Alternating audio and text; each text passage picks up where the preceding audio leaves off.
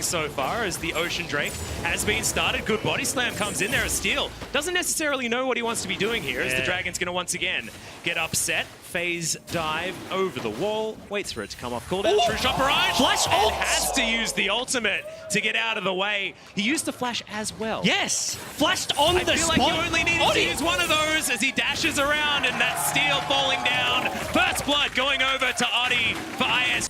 They just wander out. Steel. Okay, Adi finds a nice body slam. Steel getting taken down. So look, true shot again. Can't dodge it this time. Doesn't have either of those cooldowns, of course.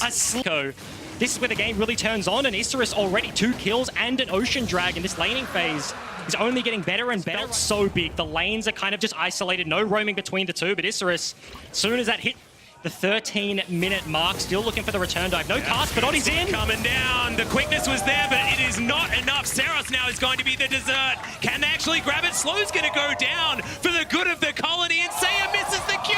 Oh no, it's a disaster. Saros with the outplay under the Avatar bottom lane, and the fadeaway jump shot barrel is not. He's just fancy feeding all over Isurus, and that's sick.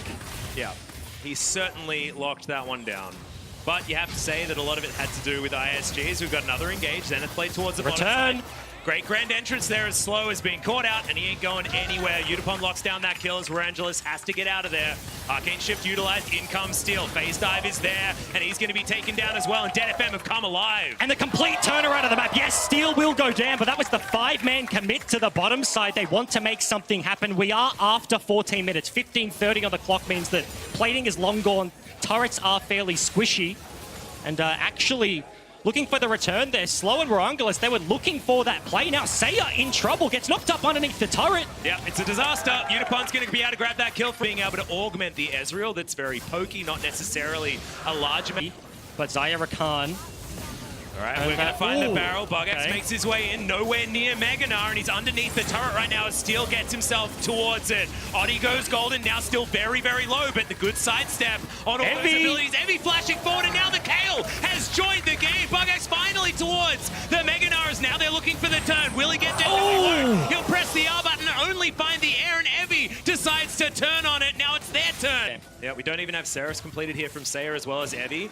Could be a gank opportunity. Good boomerang is going to land. Can Bugax actually survive for long enough? But he's got that tanky build. He might just be able to. Ult comes down. Evie. Oh, the layering of CC is beautiful. True Shot Barrage gets rid of the Kale. But now in goes Game. That's a huge knock-up with the grand entrance onto 4 as Utapon has the Feather Storm out, and it is a storm on the top side. Detonation, FocusMe have found everyone. Saya now looking for Steel, and he is going to be able to pick that one up as now Warangalis. Can you actually get the work done? Yes, he can find the kill, but he does eventually get taken down. A beautiful team fight, but a sloppy one on both sides. DFM come out ahead. And just as the clock dinged 20, it looked like a complete wipe, but ISG, Saya and Warangalis keep the dreams alive. If that was a wash, that could have been Baron. That could have almost been lights out, but here, 1v2 still looking. The tether. Good knock up there from the grand entrance, and Saya knew he was dead, and he's just going to go down. Play the side lane. That is super useful.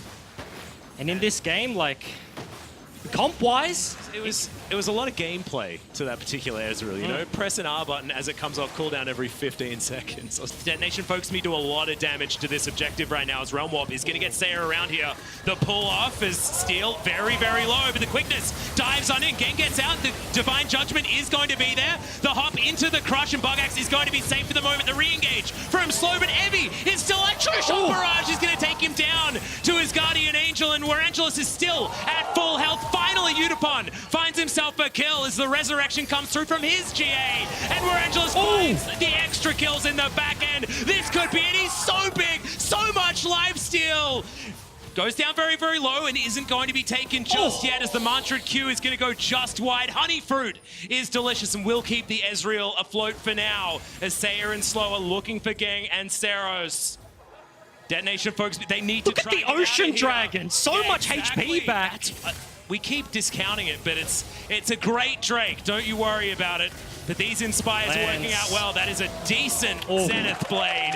And the last 2 kills come in. It's a very delayed one, but it's an ace nonetheless. But Isurus are finally going to make it work. They've been fishing for these team fights for a very long time, and it's actually DFM that give it to them. They start up the Baron, and it's a complete wash here. Ace across the board, and now triple Ocean Dragon. They've had complete control of that side of the map now. At a position that shouldn't necessarily be this strong against what DFM have at this stage of the game, given just who Kale is and who the Zyra is. We've got another fight. It's going to break out. Solar Flare is going to go relatively wide as Evie throws down the Judgment and immediately gets destroyed. Where Angelus now will just find Mystic Shot after Mystic Shot. Gang is going to be the next one on the chopping block. He's got a big shield, but Angelus doesn't care. He just murders him underneath his Nexus turret. It's a double kill as a sneaky Mystic Shot flies in. And now it's only Nexus turrets between Isurus Gaming and a Game 1 victory here at Worlds Plays. Still the only member left alive. Nexus turret's going to fall, but that is going to be it. Isurus going to start this one off with a 1-0 scoreline. Very good start to the play-ins here. Yep, making Jake Spawn Tiberi look a little bit better there on the analyst desk as well. Congratulations to the Latin Americans. This is the super team from the 2 combined Latin American